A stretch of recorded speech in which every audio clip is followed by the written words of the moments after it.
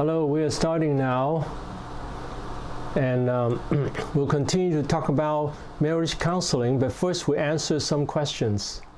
There are quite a number of them. First, if a man has more than one wife, which mostly happen in Africa, is this man qualified to be a pastor? According to 1 Timothy 3:2 and 3:12, a bishop then must be blameless, the husband of one wife. And then verse 12, let deacons be the husband of one wife, ruling their children and their own house as well. So this would describe the description of the bishop and the deacon be the husband of one wife. And now, if a African had more than one wife before he was converted, in that situation, I think I'll let the African church to decide. Now, after he's converted, then and he gets more than one wife, then he should not be a pastor. But if he had more than one wife before he was converted, that situation, I let the African church decide. It's kind of tricky, okay? Second question, if I have a wife and I've never introduced myself to the parents of my wife in this marriage accepted before God. Now, then I want to find out why you're not introduce yourself to the parents, because they don't accept you or because of what reason. If it's just, you just never did, then you should go and introduce yourself to them. If they reject you, if they don't want you, if they just don't want you to be the husband, then it is your choice, because the Bible doesn't say that it has to be an agreement of the parents for us to be married. That is not a requirement in the Bible. It's not a requirement that the parents has to agree to our marriage. In some situation, in some countries, the parents would have more power than the Bible describes, and then they don't allow some people to get married. For instance, they don't want someone to marry a Christian, then we still are free to marry. We're not under the control of their parents. But if it's just that you have not built up the relationship, then you should go and build up the relationship with her parents. Okay, third question, if I left my husband 10 years ago and we have been separate and the pastor tells me against my will that I should go back to him, what should I do? And okay, about this, there are a number of questions. First, why were you separate? And then, did your husband get another wife? And did you get another husband? So all these are questions unanswered. If your husband already has another wife, then you are free to go. If your husband doesn't have another wife and he is willing to be with you, then there should be counseling and to find out if you can be together. Now, and what is the reason that you want to separate from your husband? Is it because of some serious problem of his? Or is it that you just don't like him, whatever reason? So if it's not because of adultery, if it's something can be resolved, then I think it's good to go back to him. But if he doesn't want you, then you don't have to. So it's that's my suggestion. But then you have to talk through this with your pastor. Okay. Number 4 question. As a pastor, I preach in a society where men were taught to be superior, and therefore men makes all decisions in the family and women are left helpless. Is this healthy? Surely, pastor. Well, certainly this is not healthy, because that's not what the Bible says. And the Bible says that that the husband loves the wife as Christ loves the church. So and also it says submit one to another. submit one to another. So it doesn't mean that it just totally just the wife submitting to the husband and the husband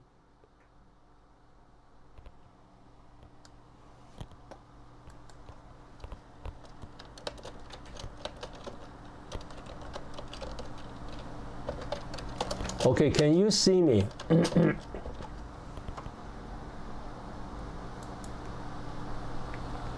Can you see me?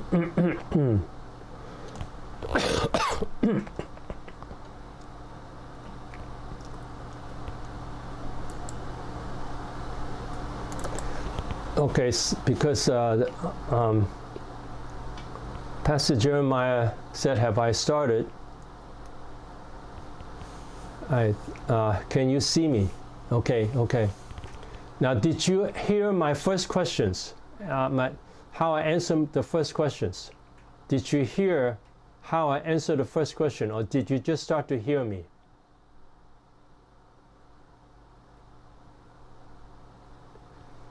Okay. Every time when I say we restart now, that means I'm starting. So, but did you hear my answer to the other questions? Okay, I have already answered a few questions. Did you hear that? Please answer me. Yes or no, just yes or no. Okay, now the first question again, I go back to the first question. If a man has more than one wife, and that happens in Africa, does this men qualified to be a pastor? 1 Timothy 3:2 and 3:12, it says that bishop must be blameless, the husband of one wife, and deacons be the husband of one wife. So according to the Bible, that pastor should only be the husband of one wife. Now, in a situation of Africa, when a man had more than one wife before he was converted, how would it be? Then I would let the African churches to decide.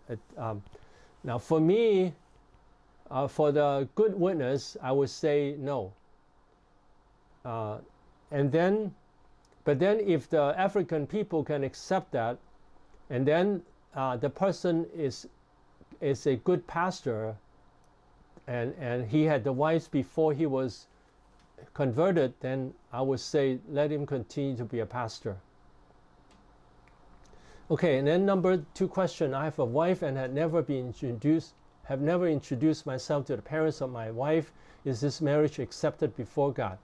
Okay, the condition of a marriage doesn't depend on the agreement of the parents. So I will ask you, is it because you did not go to introduce yourself? Or is it that they reject you? If they reject you, then you get married, you're still married. Because marriage doesn't depend on the agreement of the parents. But it's because they reject you, then you should try to rebuild the relationship. And if he doesn't want to, if they don't want to, you're still married. Okay, the third question. I left my husband 10 years ago, and we have been separated. And a pastor tell me against my will that I should go back to him. What should I do? My answer is, if the first, why were you separate? Why did you separate from your husband in the first place? Is it because of adultery or some other reason? If it's because of adultery, then you are free to go.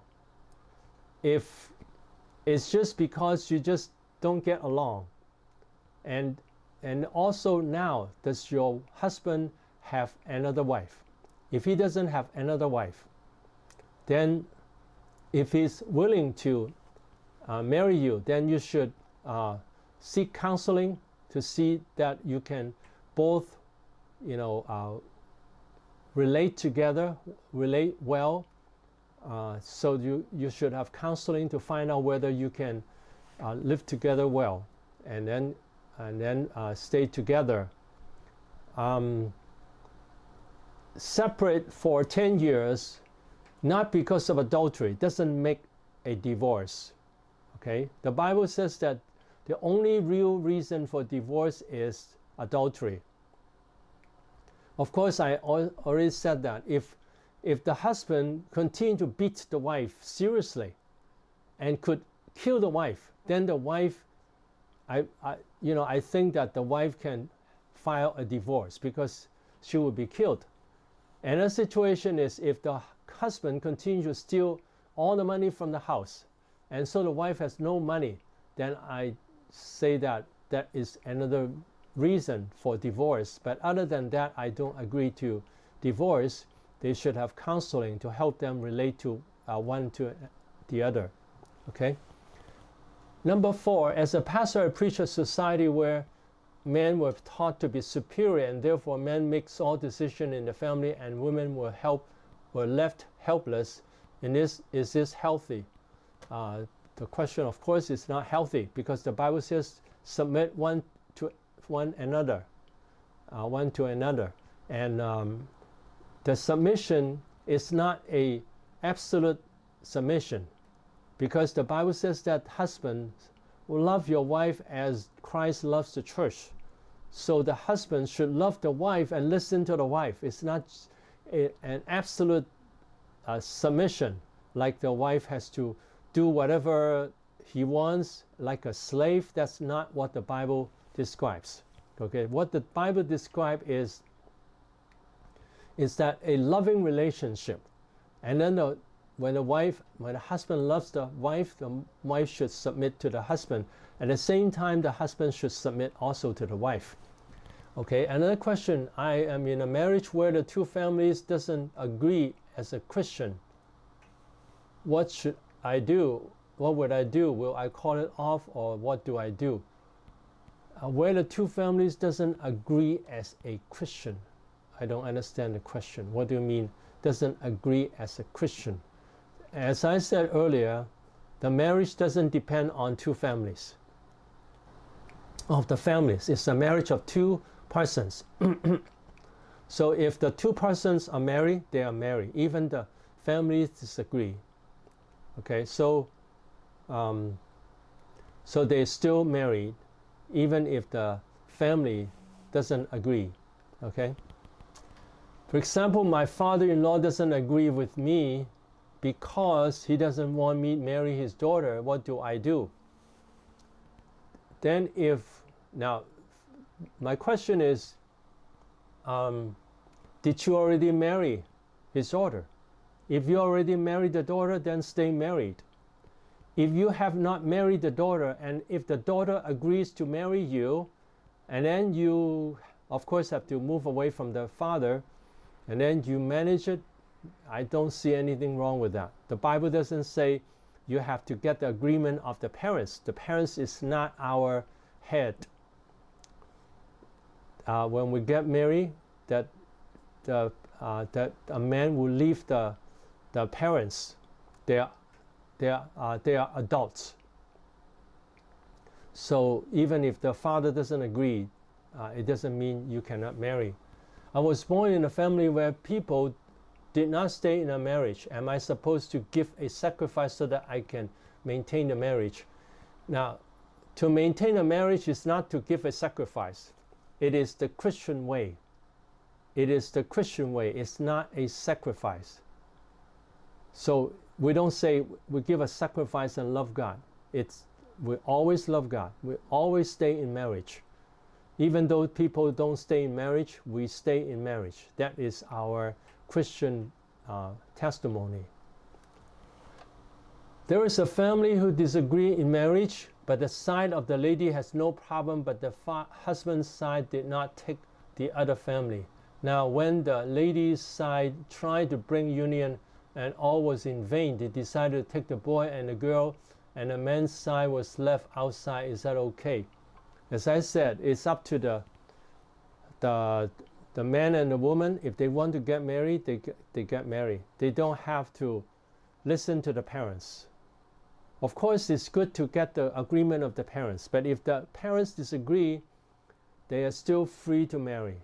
The Bible doesn't say that we have to get the agreement of the parents. Okay? It looks like a lot of the question is about the customs rather than counseling. It's not about how to build up a good marriage, and also how to help, marriages that has problem to get healed. Now that is the topic. It sounds like that you have, many problems with the custom.